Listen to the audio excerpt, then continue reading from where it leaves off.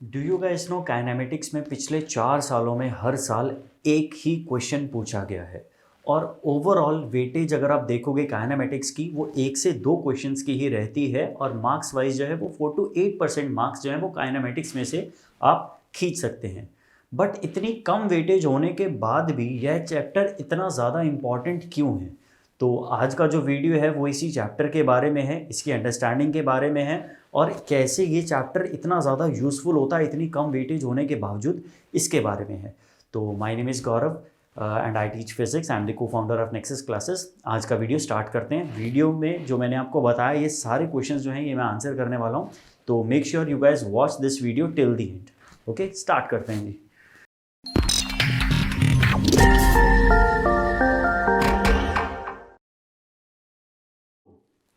सबसे पहली बात कि काइनेमेटिक्स में सबसे पहली चीज़ जो हम पढ़ते हैं वो है motion in straight line. But ये काइनेमेटिक्स चैप्टर में काइनेमेटिक्स वर्ड का मतलब क्या है? देखिए, जो मैकेनिक्स है ना, मैकेनिक्स का जो पोर्शन है, मैकेनिक्स का जो यूनिट है, इसे 2 हिस्सों में डिवाइड किया गया है। एक है काइनेमेटिक्स, एक है डायनेमिक्स। काइनेमेटिक्स में भी मोशन पढ़ते हैं, डायनेमिक्स में भी मोशन पढ़ते हैं। बट डायनेमिक्स में मोशन पढ़ते हैं मोशन के रीज़न के साथ, विच इज़ फोर्स। लेकिन काइनेमेटिक्स में हमें रीजन से कुछ लेना देना नहीं होता। हमें एक यार चाहे फोर्स से चल रहा हो, पुश से चल रहा हो, पुल से चल रहा हो, कैसे भी ऑब्जेक्ट चल रहा हो, वो चल कैसे रहा है उस चीज़ की स्टडी करेंगे, उसके रीजन के अंदर हम नहीं जाएंगे। तो काइनेमेटिक्स वो स्टडी है जिसके अंदर हम मोशन को स्टडी करते हैं लेकिन मोशन के रीजन के अंदर हम बिल्कुल भी नहीं जाते। ठीक है, तो मोशन जो है, हमें कैसा मोशन स्टडी करना है? मोशन हमें स्टडी करना, पहले हम स्ट्रेट लाइन के मोशन को स्टडी करेंगे। ठीक है, अब स्ट्रेट लाइन में मोशन, इसका क्या मतलब हुआ सर? फॉर एग्जांपल अगर मैं बोलता हूँ कि अगर आप जा रहे हो, एक सीधी सड़क है, ठीक है, अगर आप जाते हो, लेट अस से यह एक रोड है, आप इस रोड की लॉन्ग ही ट्रैवल कर सकते हो, आप लेफ्ट राइट टर्न नहीं ले सकते। Either you can go forward और यू कैन गो बैकवर्ड और you can stay at that place. तो क्या होगा, आप एक स्ट्रेट लाइन के अलॉन्ग ही चलेंगे। आप यहाँ पे खड़े हो, यहाँ से हो सकता है आप थोड़ी देर बाद वापस आ जाओ, तो आप बीच में कहीं ना कहीं खड़े हो गए।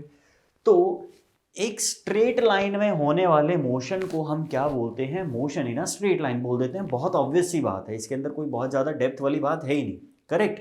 तो इसके बारे में और चीज़ें देखते हैं हम। Motion in a straight line के क्या पैरामीटर्स होते हैं?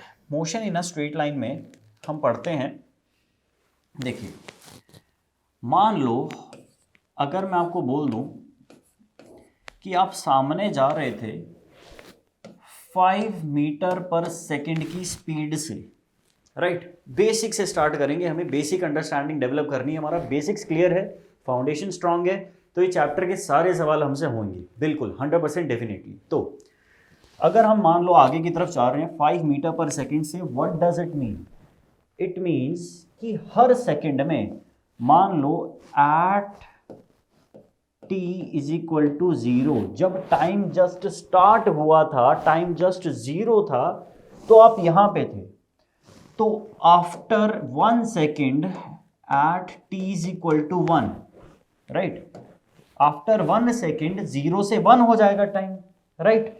तो ये स्टेटमेंट क्या कहती है? 5 मीटर पर सेकेंड, इसका मतलब है कि आप हर सेकेंड में 5 मीटर जो है वो ट्रैवल कर जाओगे, यानी कि 1 सेकेंड के बाद आपकी पोजीशन यहां से चेंज होके यहां पे आ जाएगी। बहुत ऑब्वियस और बहुत बेसिक बात। अब यह लगातार चलता रहेगा at t is equal to 2 seconds. एक और सेकेंड बीत जाएगा तो आप 5 और मीटर चलोगे। Is it clear? तो ये जो है, इस क्वांटिटी को क्या बुलाया गया? इस क्वांटिटी को बुलाया गया, यह है आपकी speed. You guys understand that? यह क्या है बेटा? आपकी स्पीड, कि आप कितने टाइम इंटरवल्स में कितना डिस्टेंस कवर करते हैं, ये चीज जो आपको बताती है वो क्या होती है बेटा? आपकी स्पीड होती है। क्लियर है? और स्पीड को डिफाइन किया गया है as a scalar quantity. Clear है?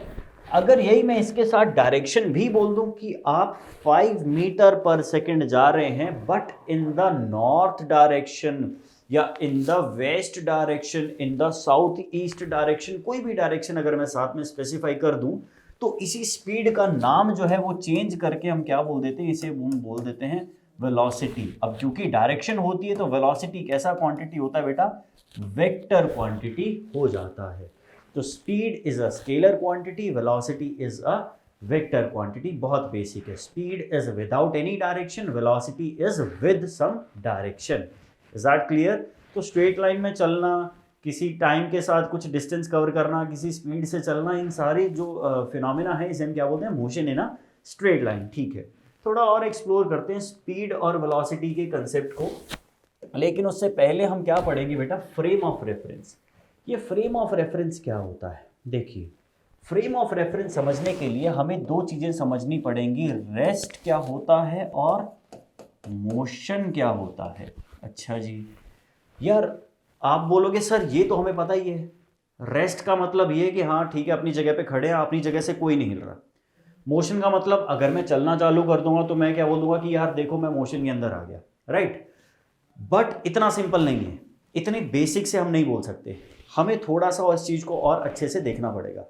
फॉर एग्जाम्पल लेट अस से कि ये पूरा एक ट्रेन है, ठीक है, ये ट्रेन है, ट्रेन के अंदर बहुत सारे लोग बैठे हैं, ट्रेन जा रही है कुछ लेट अस से 90 किलोमीटर पर आवर की स्पीड पे ट्रेन जो है वो चल रही है। बीच में कोई ट्रेन में रॉबर आ गया मान लो, तो रॉबर ने क्या किया, अपनी गन निकाली और बोला कि भाई अगर कोई भी अपनी जगह से चला तो मैं शूट कर दूंगा। तो मेरा सवाल आपसे ये है कि रॉबर को शूट करना चाहिए या नहीं करना चाहिए? अब आप बोलोगे सर नहीं करना चाहिए, सब लोग अपनी जगह पे बैठे हैं। तो मैं बोलूँगा लेकिन ये तो सही है।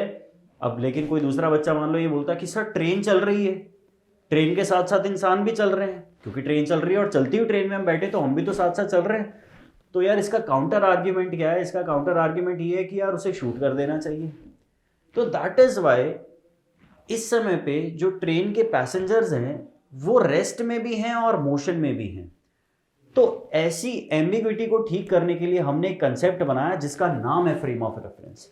जब भी हम स्पेसिफाई नहीं कर पाते कि ऑब्जेक्ट रेस्ट में है या मोशन में, तब हम फ्रेम ऑफ रेफरेंस का यूटिलाइजेशन करते हैं। कैसे? हमें पहले ये डिसाइड करना है, हम अकेला ये नहीं बोलेंगे कि ये ऑब्जेक्ट रेस्ट में है या मोशन में है, हम बोलेंगे ऑब्जेक्ट और ऑब्जर्वर दोनों की रिक्वायरमेंट है। कैसे? देखते हैं ध्यान से। फॉर एग्जाम्पल अगर मैं बोलता हूं आपको यह एक सड़क है, यहां पे एक इंसान है, इस पर्सन का नाम रख दिया हमने ए, ये अपनी जगह पे खड़ा है, अपनी जगह पे खड़ा है, बिल्कुल नहीं हिल रहा। और एक इंसान है दूसरा जो कि सामने जा रहा है 5 मीटर पर सेकंड की स्पीड से, इस इंसान को बोल दिया हमने बी। अब एक तीसरा इंसान भी यहाँ पे है, वो भी सामने की तरफ जा रहा है 5 मीटर पर सेकंड की स्पीड से ही। क्लियर है? 3 इंसान है, एक अपनी जगह पे खड़ा हुआ है, एक जो है 5 मीटर पर सेकंड से आगे जा रहा है और दूसरा भी 5 मीटर पर सेकंड से आगे जा रहा है। इसका नाम हम सी रख देते हैं। क्लियर है? तो अब देखो ध्यान से, मैंने बोला यार बताओ कौन कौन से रेस्ट में, कौन कौन से मोशन में। अब इससे पहले कि आप जवाब दो, आप ये सोचो यार कि इसके अंदर बिल्कुल मैटर करता कि हमने पूछा किससे।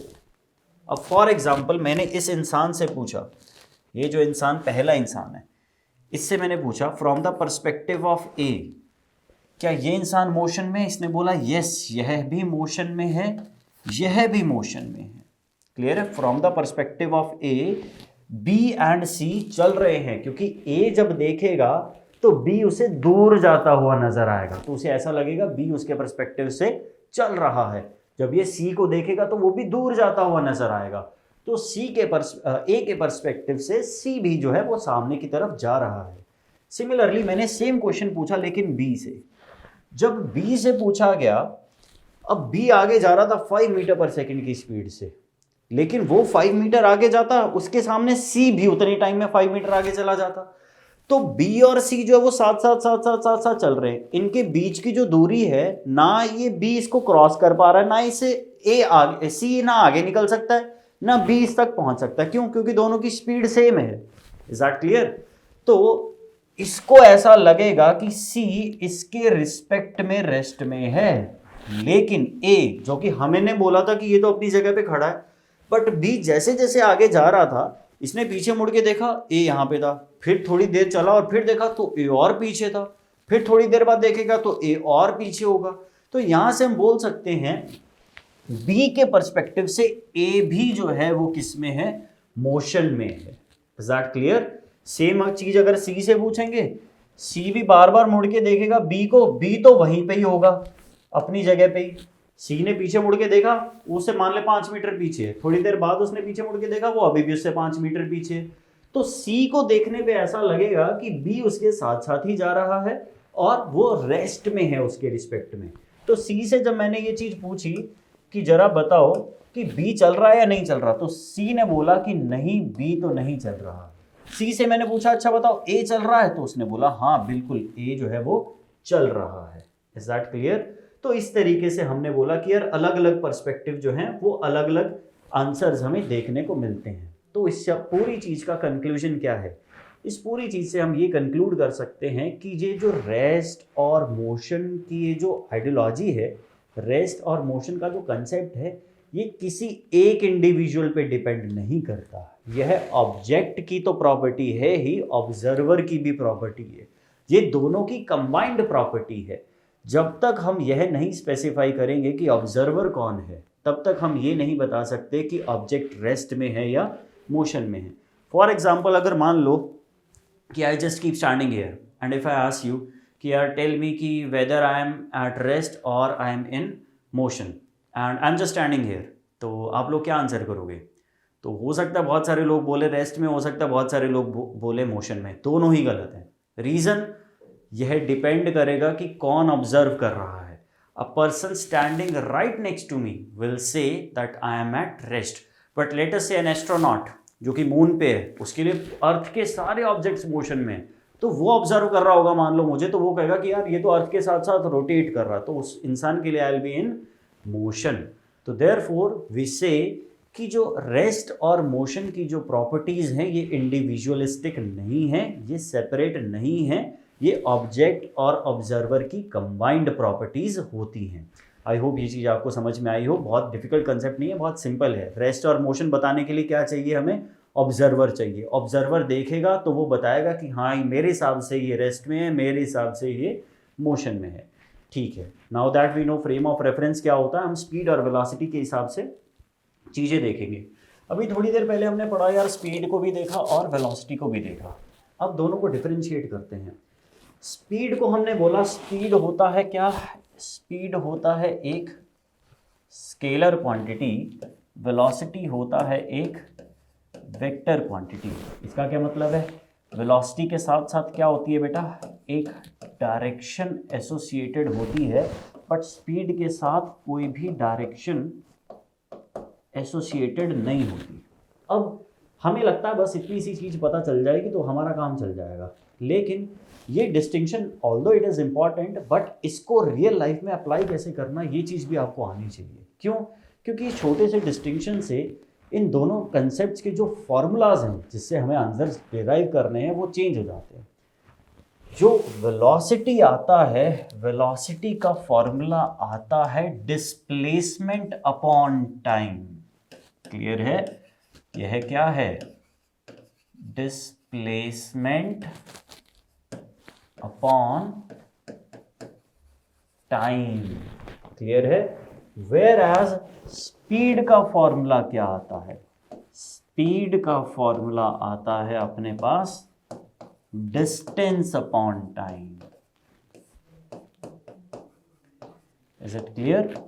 तो जब तक डिस्प्लेसमेंट और डिस्टेंस बराबर क्वांटिटीज हैं तब तक स्पीड और वेलोसिटी के अंदर कोई खास चेंज नहीं आता, वो सेम ही नंबर रिप्रेजेंट कर सकते हैं।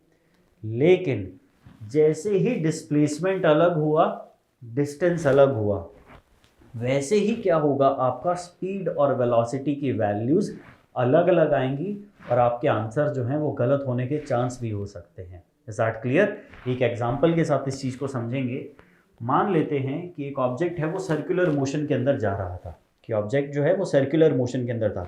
सर्कुलर मोशन का कोई खास इंपॉर्टेंट मतलब नहीं है। सर्कुलर मोशन का मतलब है कि वो गोल गोल चक्कर काट रहा था, दैट्स इट। अभी के लिए आपको ये मान के चलना है सर्कुलर मोशन कोई फैंसी वर्ड नहीं है, कोई फिजिक्स का हायर लेवल कंसेप्ट नहीं है। सर्कुलर मोशन में मेरा मतलब ये है कि वो गोल गोल क्या कर रहा था भाई, चक्कर लगा रहा था। ठीक है, हमने मान लिया। तो मैंने बोला यार at t is equal to 0 उसकी पोजीशन जो थी वो थी a, यानी कि t इज इक्वल टू 0 पे वो इंसान इस जगह पे था। क्लियर है? इसका रेडियस भी मान लेते हैं। इसका रेडियस जो है इसे बोल देते हैं लेटस से 2 मीटर इसका रेडियस है, कुछ भी मान लो, उससे फ़र्क नहीं पड़ेगा। क्लियर है? रेडियस से फ़र्क नहीं पड़ेगा। अब देखते हैं क्या होता है। मैंने बोला कुछ टाइम बाद at t is equal to 2 seconds, 2 seconds के बाद उसकी पोजीशन चेंज हो गई और वो b पे आ गया। क्लियर है? कौन सी पोजीशन पे आ गया? वो b पे आ गया। तो यहाँ से चला होगा और इस सर्कुलर पाथ के अलॉन्ग वो चला और कहाँ पे आया बेटा? पोजीशन b के ऊपर आया। यहाँ पे रुका नहीं वो।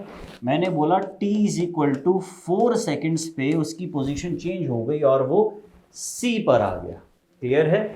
तो B से लेके C तक चला, वो यहाँ तक आया। अब अगर तो ध्यान से देखे, मैंने तुझसे पूछा कि जरा बता इस ऑब्जेक्ट की स्पीड क्या है और जरा बता इसकी वेलोसिटी क्या है, तो ये दोनों वैल्यूज अलग अलग आंसर देंगी मुझे। कैसे? देखते हैं भाई ध्यान से। मैंने बोला यार जरा बताओ स्पीड क्या होता है, तो आप बोलोगे सर स्पीड होता है डिस्टेंस अपॉन टाइम। क्लियर है? स्पीड क्या होता है? Distance upon time. Object A से चला C तक पहुंचा, इसे टाइम कितना लगा? 0 से स्टार्ट किया था 4 तक पहुंचा है, तो टाइम कितना लगा है इसे? 4 seconds. Is that clear? Time कितना लगा बेटा उसे? 4 सेकेंड्स। और इसने डिस्टेंस कितना कवर किया? अगर आप ध्यान से देखोगे पूरा सर्कल नहीं, वो आधा सर्कल चला है। आधा सर्कल चलने का मतलब क्या होता है? आधा सर्कल का मतलब पूरे सरकमफेरेंस का हाफ, और हाफ का मतलब क्या है? 2 पाई आर का हाफ पाई आर। तो वो डिस्टेंस कितना चला होगा? डिस्टेंस इज, इसके लिए मैं डिस्टेंस यहां पे लिख रहा हूं, दैट इज 2 पाई आर का half, that is pi times r. Clear है? डिस्टेंस को टाइम से डिवाइड कर देंगे तो अपने पास क्या आ जाएगा? स्पीड। टाइम कितना था? 4 सेकेंड्स। तो हमारे पास, मैं एक साथ सॉल्व करके लिख रहा हूं भाई यहाँ पे, आई होप आप लोग को समझ में आ जाए। देखो स्पीड को साइड में सॉल्व कर रहा हूं मैं। हमने बोला स्पीड जो है वो किसके बराबर आती है? Distance upon time. डिस्टेंस किसके बराबर है? पाई टाइम्स रेडियस। रेडियस कितना था? 2 अपॉन टाइम कितना है? 4 सेकेंड्स। तो ये कितना आ जाएगा? That is pi by 2 metres per second. तो स्पीड की वैल्यू मैं यहाँ पे लिख दूंगा, that is pi by 2 metre पर सेकेंड। अब मैं सेम चीज पूछूं यार जरा बता वेलोसिटी कितनी होगी? अब वेलोसिटी की वैल्यू निकालते हैं, मैंने देखा यार कि वो A से लेके C तक पहुंचा, उसका रास्ता भले ही कर्व्ड हो, डिस्प्लेसमेंट कैसे मिलता है हमें? इनिशियल पोजीशन और फाइनल पोजीशन को जोड़ दो। अगर इनिशियल पोजीशन और फाइनल पोजीशन को एक ही लाइन से जोड़ देंगे तो हमें क्या मिलेगा? डिस्प्लेसमेंट। तो मैंने कहा चलो यार ठीक है, ये भी ट्राई कर लेते हैं। तो हमने इनिशियल पोजीशन और फाइनल पोजीशन को जोड़ दिया, तो हमारे पास ये डायमीटर आ जाएगा। डायमीटर आ जाएगा तो डायमीटर कितना है? रेडियस 2 है, तो डायमीटर जो है बेटा वो 4 हो जाएगा। ऑब्वियस ही बात है, डायमीटर विल बी 4। तो वेलोसिटी का वैल्यू क्या आएगा? यहाँ पे लिख रहा हूँ भाई मैं, वेलोसिटी जो है is equal to what? Diameter यानी कि displacement which is what? 4 upon time which is 4, यानी कि कैंसिल आउट 1 मीटर पर सेकेंड। क्लियर है? तो वेलोसिटी कितना आएगा अपने पास? 1 मीटर पर second. As you guys can see, speed and velocity में थ्योरेटिकल डिफरेंस सिर्फ डायरेक्शन का है, बट फिजिकली ये डायरेक्शन का डिफरेंस जो है वो बहुत अंतर ला सकता है। क्यों? क्योंकि हमें कंसेप्ट पता होना चाहिए डिस्टेंस का और डिस्प्लेसमेंट का। क्लियर है? डिस्प्लेसमेंट अपॉन टाइम क्या मिलेगा इससे? वेलोसिटी। डिस्टेंस अपॉन टाइम क्या मिलेगा इससे? स्पीड मिलेगा। तो ये छोटी छोटी चीज़ें हैं जहाँ पे आपको ध्यान रखना है। और यही this brings me to the first point कि वाई जेई जो है वो इतना, जेई के हिसाब से काइनेमेटिक्स जो है वो इतना इंपॉर्टेंट है। इसके बहुत सारे रीजंस हैं, ओवर द वीडियोस में सारे रीजंस कवर करूंगा, बट पहला इसका मोस्ट इंपॉर्टेंट रीज़न ये है, यह चैप्टर जो है ये मैकेनिक्स का बिल्डिंग ब्लॉक है।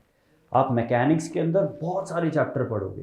क्लियर है? बहुत सारे, 6 से 7 चैप्टर आप मैकेनिक्स के अंदर पढ़ोगे, लेकिन इस मैकेनिक्स को आप तब तक अच्छे से नहीं कर सकते जब तक आपको बेसिक काइनेमेटिक्स नहीं आती। Is that clear? This is the founding stone of all of the mechanics जो आप पूरा 11th स्टैंडर्ड में पढ़ते हो, which covers for like more than 40% of the syllabus जो है वो इसके अंदर कवर हो जाता है। वेव्स एंड ऑसिलेशन भी अगर मैं इसके अंदर इंक्लूड करूँ, क्योंकि वो भी मैकेनिक्स का ही पार्ट है रियलिटी में अगर सोचा जाए तो देयरफॉर मैं ये बोलता हूँ काइनेमेटिक्स इस वजह से इतना इंपॉर्टेंट है क्योंकि ये मैकेनिक्स का एक बिल्डिंग ब्लॉक है, ये एक फाउंडेशन स्टोन है उसका। अगर काइनेमेटिक्स आपने खराब कर दिया, इसके में से क्वेश्चन 1 आए 2 आए चाहे 10 आए उससे फ़र्क नहीं पड़ता। फ़र्क इससे पड़ता है कि अगर आपको काइनेमेटिक्स नहीं आता तो बची हुई मैकेनिक्स आपको नहीं आएगी। तो that is why it is very very important, right? ठीक है, आगे प्रोसीड करते हैं। देखो, हमने स्पीड और वेलोसिटी का कंसेप्ट देखा, अब हम सीखेंगे एवरेज स्पीड और इंस्टेंटेनियस वेलोसिटी क्या होता है। क्लियर है? तो इसको स्टार्ट करते हैं जी। देखिए, सबसे पहले हमें ज़रूरत क्यों पड़ी एवरेज स्पीड की या एवरेज वेलोसिटी की? क्लियर है? ध्यान से सुनना इस चीज़ को।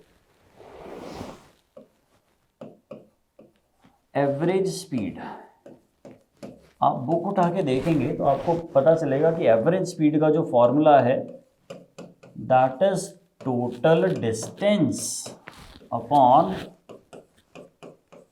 Total time, right? Average speed का क्या फॉर्मूला है जी? Total distance upon total time. ठीक है जी, ये बात आ गई समझ में, लेकिन इसकी रिक्वायरमेंट क्या है?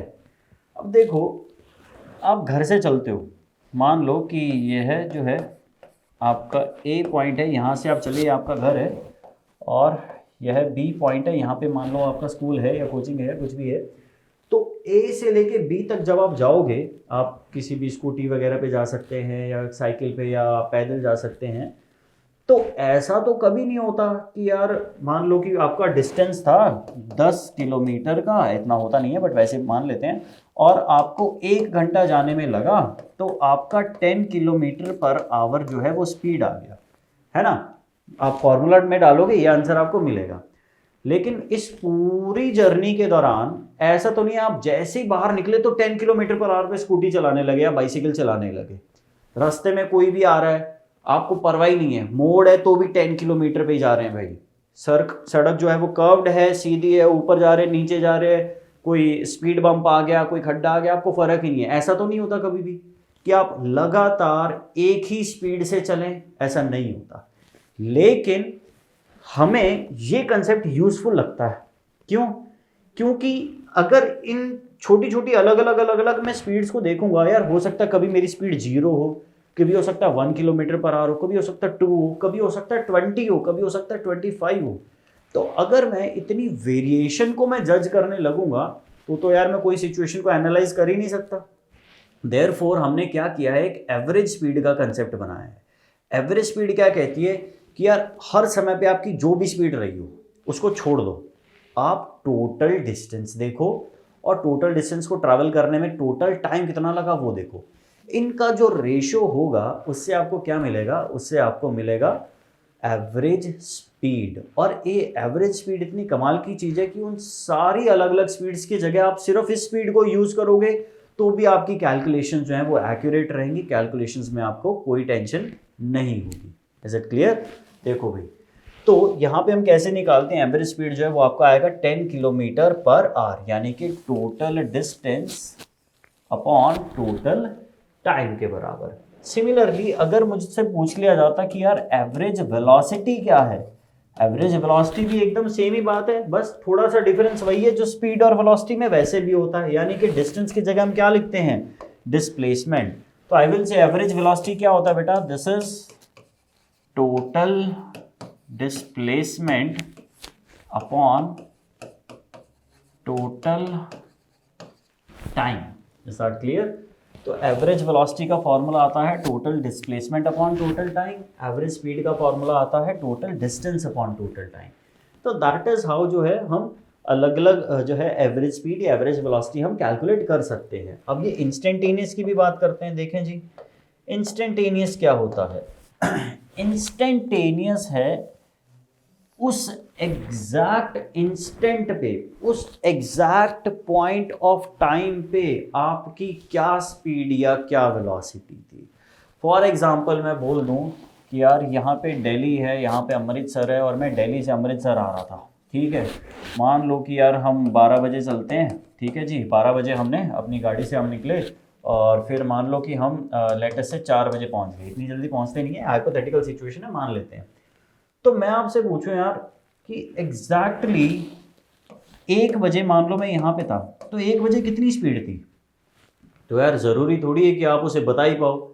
ऐसा अगर मैं बोल देता कि यार ये जो टोटल डिस्टेंस है ये लेटेस्ट से 400 किलोमीटर है। अब देख 4 घंटे अगर तेरे को लगे 400 किलोमीटर पर आवर, 400 किलोमीटर तूने डिस्टेंस ट्रैवल किया, तो स्पीड जो है वो कितनी आई, स्पीड आई 400 किलोमीटर अपॉन 4 यानी कि 100 किलोमीटर पर आवर। लेकिन इस थ्योरी के हिसाब से तो मैं जैसे ही गाड़ी में बैठा वो 100 किलोमीटर पर आवर की स्पीड से चलने लगी। ऐसा होता है क्या कभी? ऐसा कभी नहीं होता भाई। तो जैसे ही आप गाड़ी में बैठोगे आप जीरो से स्टार्ट करोगे, आप ऑन करोगे, फर्स्ट गियर डालोगे और उसके बाद धीरे धीरे करके गाड़ी को चलाओगे। जैसे ही आपको ट्रैफिक दिखेगा आप स्लो चलाओगे, जैसे आपको खाली हाईवे दिखेगा तो आप हो सकता है 100 से ऊपर 120 पे भी चला सकते हो। I am not suggesting that obviously, but I am just saying कि आपकी स्पीड जो है वो अलग अलग पॉइंट ऑफ टाइम पे अलग अलग रही होगी। तो वो स्पीड जो किसी एक पॉइंट ऑफ टाइम पे रही होगी उस स्पीड को मैं बोलूंगा इंस्टेंटेनियस स्पीड, और वो वेलोसिटी जो किसी एक पॉइंट पे रही होगी उस वेलोसिटी को मैं बोलूंगा इंस्टेंटेनियस वेलोसिटी।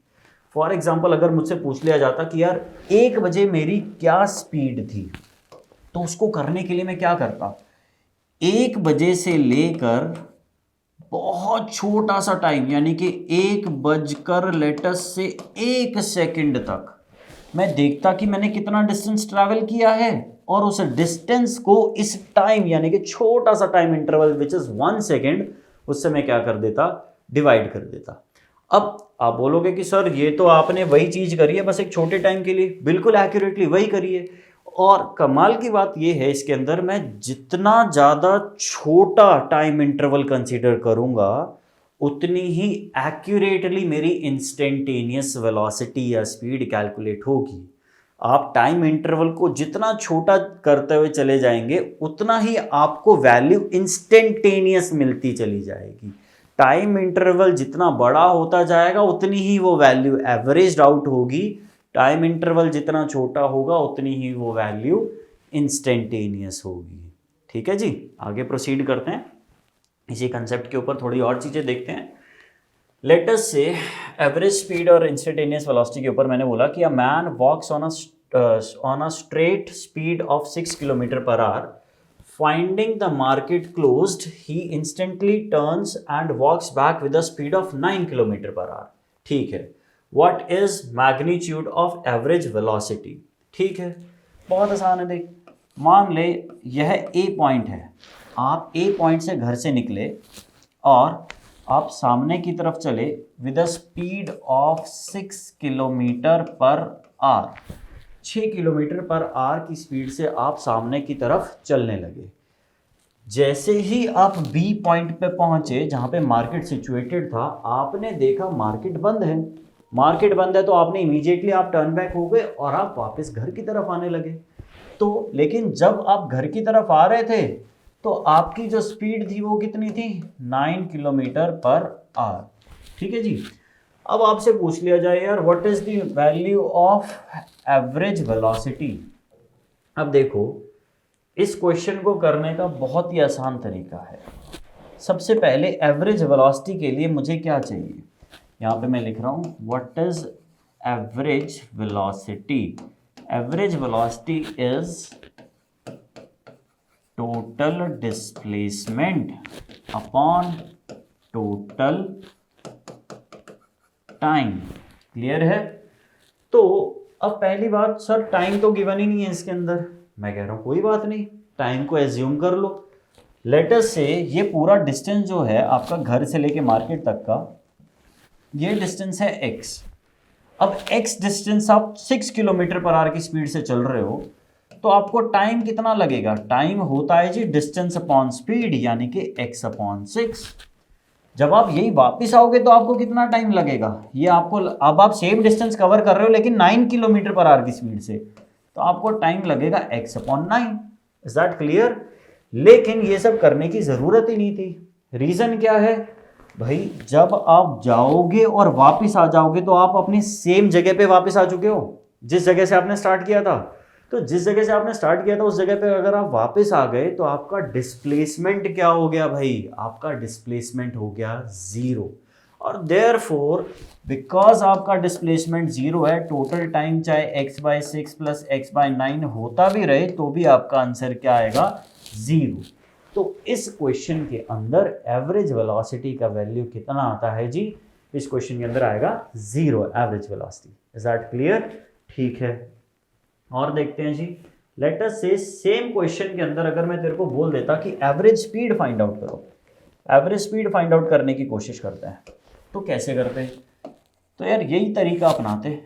सामने जाने की स्पीड कितनी है 6, वापस आने की स्पीड कितनी है 9, टोटल डिस्टेंस कितना है x, तो यहाँ पे टाइम कितना लगा x/6, वापस आते हुए टाइम कितना लगा x/9। इस बार अगर मैंने पूछ लिया तुझसे कि जरा बता कि एवरेज स्पीड कितना है, तो तू बोलेगा एवरेज स्पीड का फॉर्मूला क्या होता है, total distance upon total time. अब टोटल डिस्टेंस 0 नहीं है, क्यों? क्योंकि आप x डिस्टेंस चले थे पहले मार्केट की तरफ, फिर x डिस्टेंस चले हो आप घर की तरफ, तो टोटल डिस्टेंस जो आएगा बेटा x जाने का x आने का, यानी कि कितना 2 टाइम्स x आ जाएगा। और देख ध्यान से, ये कितना आएगा भाई, x/6 जाने का टाइम, x/9 आने का टाइम, तो ये कितना आएगा भाई x/6 प्लस x/9 के बराबर। Is it clear? अब देखो सबसे अच्छी बात क्या है, इसके अंदर x कॉमन लेके कैंसिल आउट कर सकते हैं, इसीलिए मैंने बोला था वो डिस्टेंस कुछ भी हो उससे फर्क ही नहीं पड़ेगा, वो डिस्टेंस कॉमन लेके क्या हो जाएगा, कैंसिल आउट हो जाएगा। तो आपका आंसर क्या आएगा, देख ध्यान से सॉल्व करते हैं इसको। 2/1/6 प्लस 1/9, जरा देख इसके अंदर से 1/3 कॉमन ले लेगा तो ये 1/2 प्लस 1/3 बचेगा, अरे है कि नहीं है, 3 कॉमन लिया तो ये क्या बचा 1/2 प्लस 1/3। इस 3 को क्या करते हैं हम ऊपर जंप करवा देते हैं, ऊपर कितना आया 6, 2 और 3 का एलसीएम कितना होता है, 2 और 3 का एलसीएम हो जाता है 6, तो ये बनेगा 3 प्लस 2/6, 6 को क्या कर देंगे हम ऊपर भेज देंगे, ठीक है जी, अपॉन 6 किया तो ये आ जाएगा कितना 36/5 किलोमीटर पर आवर के बराबर। Is that clear? इतना सिंपल है यार, यानी कि चाहे आपको एवरेज स्पीड पूछी जाए चाहे आपको एवरेज वेलोसिटी पूछी जाए, आप इसका आंसर जो है वो फाइंड आउट कर सकते हैं, नॉट अ बिग डील। हाँ जी, तो नेक्स्ट जो हमारा कंसेप्ट आता है बेटा ये क्या है, यह आता है रिलेटिव वेलोसिटी। अब रिलेटिव वेलोसिटी क्या है, जो मैंने स्टार्टिंग में आपको बताया फ्रेम ऑफ रेफरेंस, उसी से जो वेलोसिटी आती है उसे हम रिलेटिव वेलोसिटी बोलते हैं। कैसे? जैसे कि एक एग्जांपल देखते हैं हम लोग, मैंने बोला 3 लोग हैं, एक इंसान जो है वो यहीं पे स्टेशनरी है, अपनी जगह पे खड़ा हुआ है, एक दूसरा इंसान है जो कि आगे की तरफ जा रहा है, इसकी वेलोसिटी जो है वो मैं बोल देता हूँ ये 5 मीटर पर सेकंड जा रहा है और मेरे हिसाब से राइट डायरेक्शन के अंदर जा रहा है। और इससे एक अगला इंसान है वो भी आगे की तरफ जा रहा है, लेटेस्ट से उसे बोल देते हैं हम वो 10 मीटर पर सेकंड की वेलोसिटी से आगे चल रहा है। क्लियर है? तो आपसे पूछ लिया गया कि यार रिलेटिव वेलोसिटी क्या है, तीनों की नेमिंग करेंगे, तीनों की नेमिंग मैंने कर दी भाई, this is A, this is B, this is C. तो रिलेटिव वेलोसिटी होता है कि a velocity in relation to an observer. कैसे? मैंने ए से पूछा कि बी का वेलोसिटी क्या है, तो आप बोलोगे velocity of B as seen by A. इस नोटेशन को ध्यान से देखना है, वी बी ए, इसका मतलब क्या है, velocity of B as seen by A. तो ए तो अपनी जगह पे खड़ा है, ए बी को देख रहा है, तो बी ए के हिसाब से बी की वेलोसिटी क्या है, ए बोलेगा कि यार वो 5 मीटर पर सेकंड से मुझे आगे जाता हुआ दिखाई दिया, तो ये वेलोसिटी क्या आ जाएगी बेटा इसकी 5 मीटर पर second. Similarly velocity of C as seen from A से ही मैंने फिर पूछा कि जरा बता सी की वेलोसिटी कितनी है, तो इसने बोला यार मैं तो अपनी जगह पे खड़ा हूं, वो मेरे हिसाब से 10 मीटर पर सेकंड आगे चला जा रहा है, हर सेकंड में मुझसे 10 मीटर दूर होता जाता है वो, तो इसको हम क्या बोल देंगे, तो ये वेलोसिटी आएगी 10 मीटर पर सेकेंड। अब आप बोलोगे सर जो आपने लिखी थी वही तो आ रही है, तो इसमें अलग क्या है? देखो जैसे ही हम ऑब्जर्वर चेंज करते हैं ये वेलोसिटीज अलग होने लगती हैं। कैसे? अब मैंने ए की बजाय बी से पूछना चालू किया। अब what is velocity of A as seen by B. अब देखो अब सिचुएशन चेंज हो गई। अब ए तो अपनी जगह पे खड़ा है, लेकिन ए से पूछा ही नहीं हमने। बी जो है वो चल रहा है, बी से पूछा, लेकिन किसके बारे में? ए के बारे में। तो अगर हम बी के पर्सपेक्टिव से देखेंगे, भले बी खुद जा रहा है आगे 5 मीटर पर सेकंड से, लेकिन बी से अगर वो पीछे मुड़ के देखेगा तो हर सेकंड ए जो है उससे 5 मीटर दूर होता जाता है कि नहीं? हर सेकंड ए जो है उससे 5 मीटर पीछे होता जाता है। क्लियर है? तो जब ए से पूछा गया, जब बी से पूछा गया कि ए की वेलोसिटी क्या है, तो इसने बोला यार हर सेकंड ये मुझसे 5 मीटर दूर चला जाता है, तो इसकी वेलोसिटी हो जाएगी -5 मीटर पर second. Is that clear to you all? Minus sign indicates कि इसके ये आगे जा रहा है, बट इसी को अगर आप देखोगे तो इसके साथ से ये पीछे जा रहा होगा, इससे अपोजिट। तो that is why minus sign जो है वो इंपॉर्टेंट है, वो डायरेक्शन बताता है कि यार ये ओरिजिनल वेलोसिटी की डायरेक्शन से अपोजिट डायरेक्शन में चलने वाली वेलोसिटी है। Is that clear? अब देखो सेम मैंने बी से पूछा कि यार अच्छा बता फिर सी की वेलोसिटी क्या है, तो velocity of C as seen by B, C की वेलोसिटी बी द्वारा देखी गई, तो ये क्या हो गई? अब वो 10 मीटर पर सेकंड से चल रहा था, लेकिन 5 तो ये भी चल रहा था, तो एक सेकंड में वो उससे 5 मीटर ही आगे निकल पाएगा, फिर अगले सेकंड में वो 5 और मीटर आगे निकल जाएगा, फिर अगले सेकंड में वो 5 और मीटर आगे निकल जाएगा, क्योंकि भाई वो 30 चलेगा तो ये 15 ही चल पाएगा। क्लियर है? 3 सेकंड में अगर वो 30 चलेगा तो ये 15 चल पाएगा। Is that clear? तो देयरफॉर हम ये बोलेंगे कि यार बी को सी की वेलोसिटी 10 नहीं दिखाई देगी। अब उसकी वेलोसिटी है 10, लेकिन 5 तो इसकी भी है, तो इसको उसकी वेलोसिटी दिखाई देगी 5 मीटर पर सेकेंड। Is it clear? जब ये सी को ऑब्जर्व कर रहा होगा वो 10 मीटर आगे जाएगा तो 5 ये भी चल लेगा, तो वो इससे सिर्फ 5 ही आगे होगा। Is that clear? Similarly 2 second बाद वो 20 मीटर चल चुका होगा, लेकिन 10 तो ये भी चल चुका, तो 2 सेकंड बाद वो इससे 10 मीटर आगे होगा, अगेन 5 मीटर पर सेकेंड। Is that clear? तो इसकी वेलोसिटी कैसी होगी बेटा? 5 मीटर पर सेकेंड। अब हमने बोला सारी चीज़ें छोड़ते हैं, सी से पूछते हैं। यार सी से पूछा हमने, सी से पूछना चालू किया, तो सी से हमने पूछा what is velocity of A as observed by C, या विद रिस्पेक्ट टू सी, कुछ भी बोल सकते हैं। तो सी जो है वो 10 मीटर पर सेकंड से आगे जा रहा है, ए अपनी जगह पे खड़ा है। इसका मतलब क्या होगा? हर सेकंड में ए की जो वेलोसिटी है, या ए जो है वो उससे 10 मीटर पीछे छूट जाता है, बिल्कुल छूट जाता है 10 मीटर पीछे, तो हम क्या बोलेंगे यार? हम ये बोलेंगे velocity of A as seen by C will be -10 metre पर second. Similarly velocity of B as seen by C will be what? That will be -5 metre पर second. Is it clear?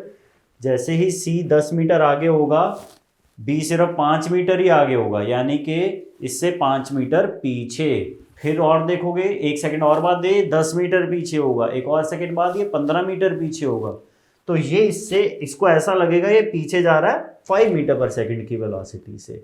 Is it clear? ठीक है, ये तो हो गया इसका theoretically हमें कैसे समझना है इस चीज़ को। लेट अस से अगर मैं आपको बोलता हूँ इसका फॉर्मूला क्या होना चाहिए, तो velocity of A with respect to B, हमेशा हमेशा हमेशा यह फॉर्मूला जो होता है वेक्टर फॉर्म में हम लिखते हैं, क्योंकि ये वेलोसिटी के लिए डिफाइंड है। तो velocity of A with respect to B is always velocity of A minus velocity of B. Is it clear? It's that simple. Velocity of A with respect to B is velocity of A minus velocity of B. Is it clear? ठीक है, अब आप कहोगे sir पिछले वाली situation पे करके देखो। ठीक है, मान लेते हैं वेलोसिटी ऑफ ए कितना था? 0। इसी तरह वेलोसिटी ऑफ बी कितना था? 5। सिमिलरली वेलोसिटी ऑफ सी कितना था? 10। तो कोई भी वैल्यू निकाल लो, बताओ किस कौन सी करनी है। तो हम बोलते हैं जरा एक बात बताओ, बी के रिस्पेक्ट में दोनों की वेलोसिटी बताओ। तो what will be velocity of A with respect to B? तो यार ये तो आएगा velocity of A minus velocity of B. Velocity of A क्या है? 0 माइनस वेलोसिटी ऑफ बी क्या है? 5, यानी कि -5 मीटर पर सेकेंड, वही जो पहले हमने लिखा था।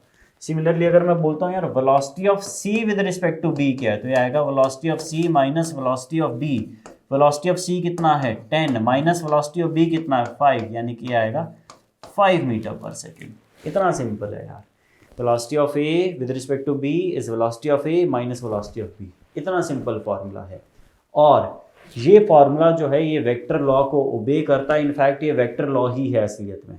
क्लियर है? ये देख, ये सभी फॉर्म जो है मैंने वेक्टर के अंदर लिखी हैं।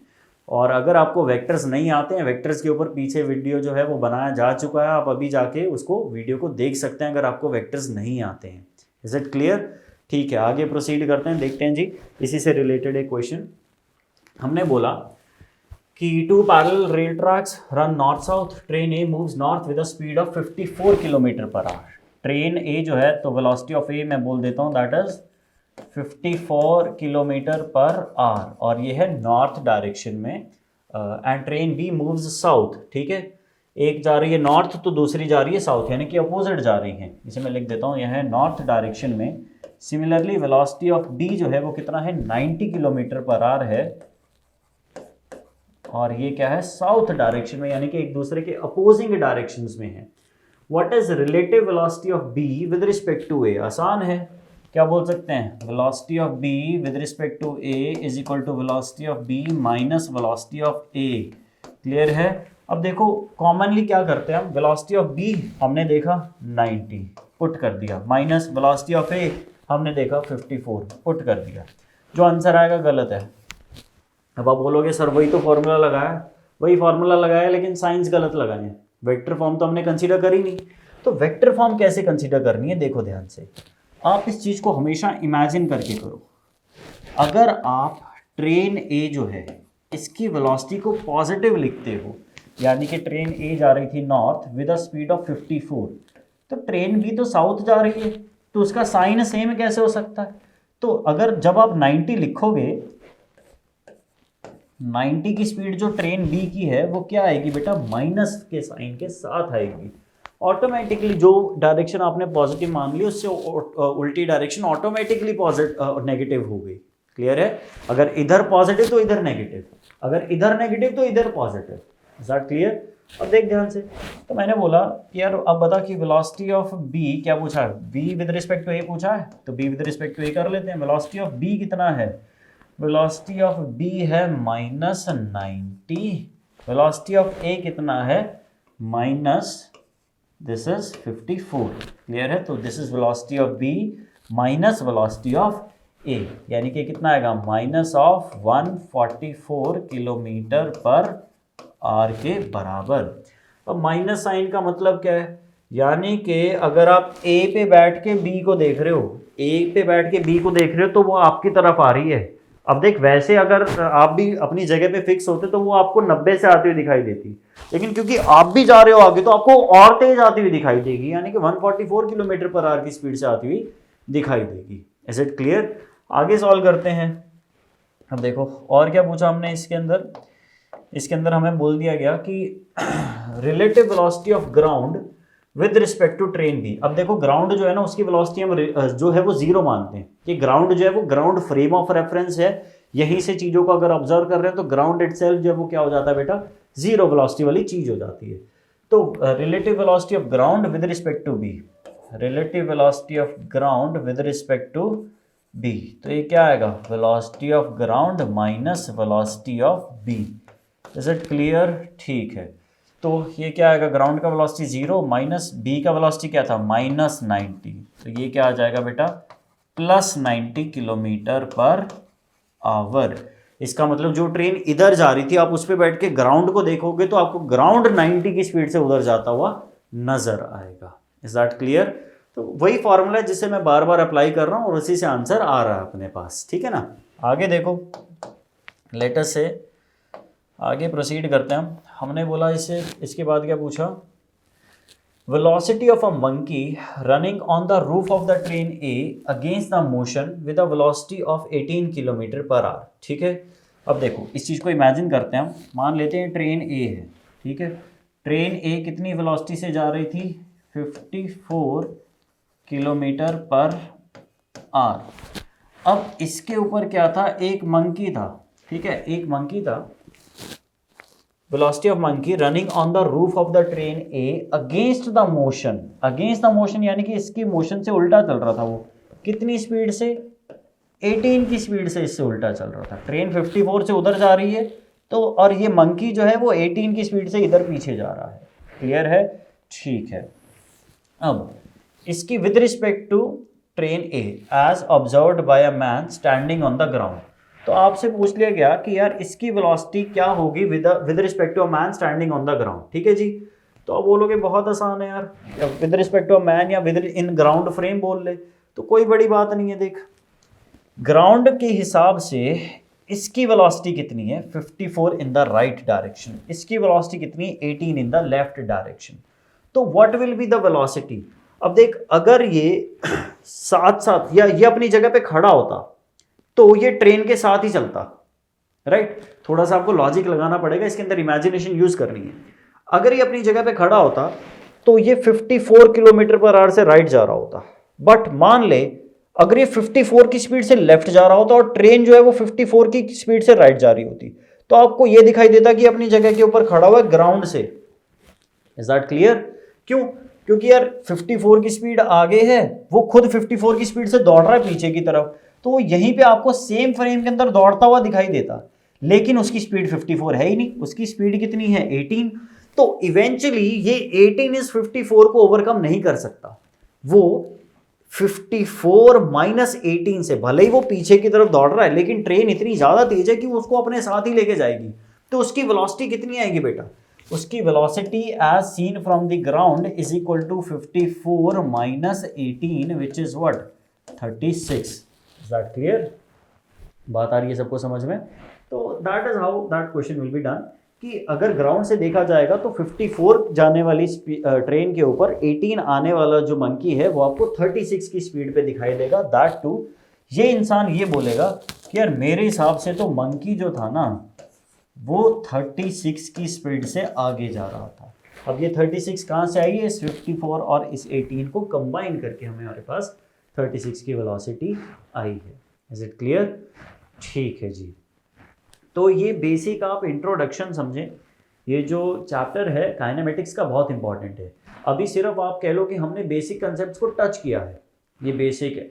स्पीड क्या होता है, वेलोसिटी क्या होता है, एवरेज स्पीड क्या होता है, एवरेज वेलोसिटी क्या होता है, डिस्टेंस डिस्प्लेसमेंट को कैसे अप्लाई करते हैं, रिलेटिव वेलोसिटी क्या होता है, ये चैप्टर के फाउंडिंग स्टोन्स हैं। अब जैसे जैसे ये चैप्टर आगे बढ़ेगा वैसे वैसे लेवल ऑफ टफनेस जो है वो भी बढ़ता रहेगा, और हम इसके अंदर जैसे क्वेश्चंस पूछे जाते हैं उनको भी सॉल्व करेंगे। क्लियर है क्या? तो मैंने पहले ही बताया कि ये चैप्टर बहुत ज़्यादा इंपॉर्टेंट है, तो मेक श्योर इस सीरीज़ के आपने काइनेमेटिक्स के सारे वीडियोज़ हैं वो आपने देखने हैं। तो that's it for today, have a nice day, that's it for today.